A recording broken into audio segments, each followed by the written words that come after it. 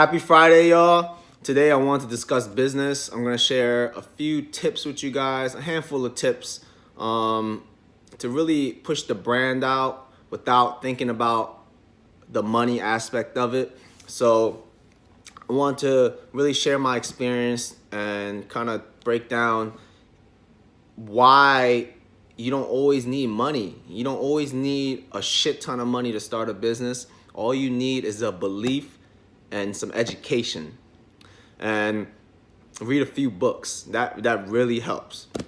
So first, I'm gonna talk about not caring what people think.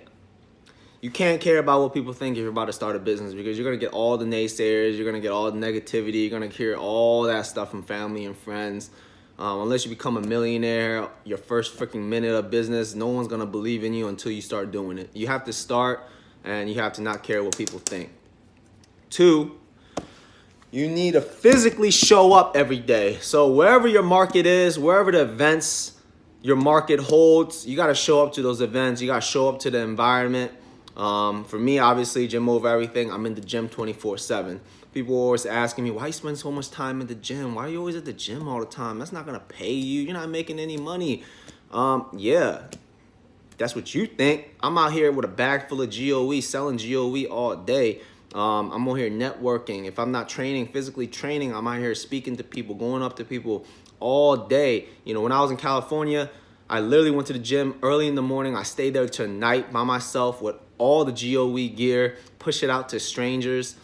You got to do what you got to do, man. A lot of people don't really have the courage. A lot of people need to first build that confidence by showing up, and then it starts from there. So that's number 2. 3, select local influencers. So for me, I was lucky enough to have friends that was already dedicated to bodybuilding and powerlifting. I had them wear my clothes, and I'm always very appreciative of the local people and my people that wore it from the jump. I never really cared about celebrities wearing it. It'd be nice.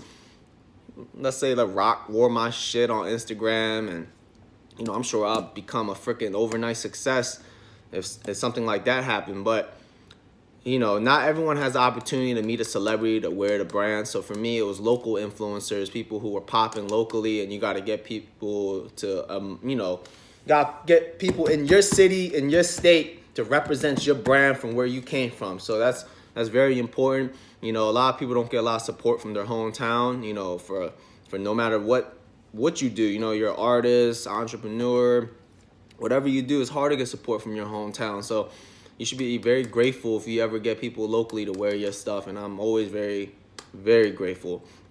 4, cold calls. So like, for example, if you want to get into some retailers, what I used to do, I used to just Google retail stores, supplement retail stores in Texas, Florida, California. I mean, obviously I've never been there. You cold call them. So you just make something up, like you call them like, hey man, you guys carry gym over everything? Like, of course they don't carry gym over everything. They don't even know who I am. I'm just calling as a customer. And I'm like, oh man, I'm looking for some gym over everything. You guys should look into that and maybe, get some gym over everything gear in your store. And it worked for a handful of places. That's what I did. Now, they don't know who I am, but it makes them think. And they're like, oh, I never heard of it, but what is it? It makes them, excuse me, it make them Google it, makes them think about it. And then, I love our name of the company, Gym Over Everything. So, people don't really forget that. And lastly, just staying persistent. You're going to get a lot of bumps on the road. You're going to get a lot of ups and downs. Business is fucking stressful. It's hard because at first I got no support, like literally no support from friends and family the first couple years. I had to keep pushing it out to people that were strangers. And strangers are the ones that really built the business. And then friends and family came along.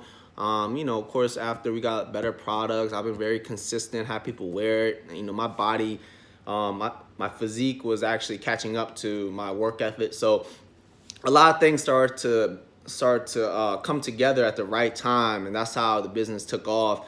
But again, everything takes time. Like I always reference Gary Vee. He always said patience. Even me, I'm still patient today. I'm not a fucking rich ass dude. Like I'm still working just as hard as the next man or woman. you know, and always show gratitude, you know, be confident, but stay humble, you know, show humility when you move on every day. A lot of people are gonna envy you when you start to make it, I guess.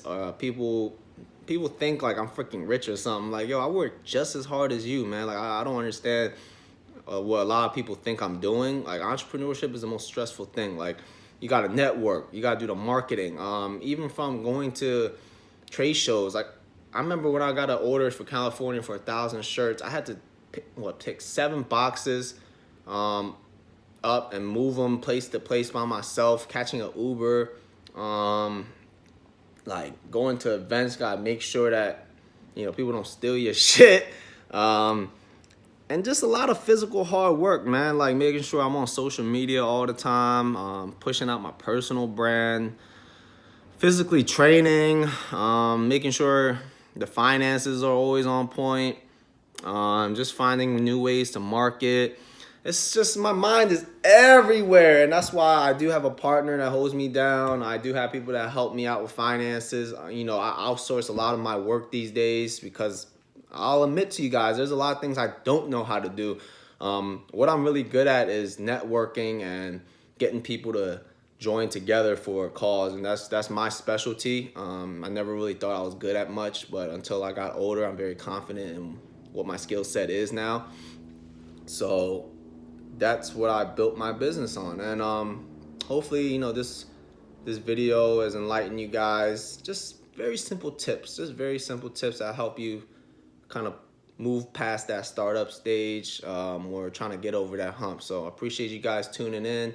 I love y'all. Hope you guys have a great weekend. Peace out.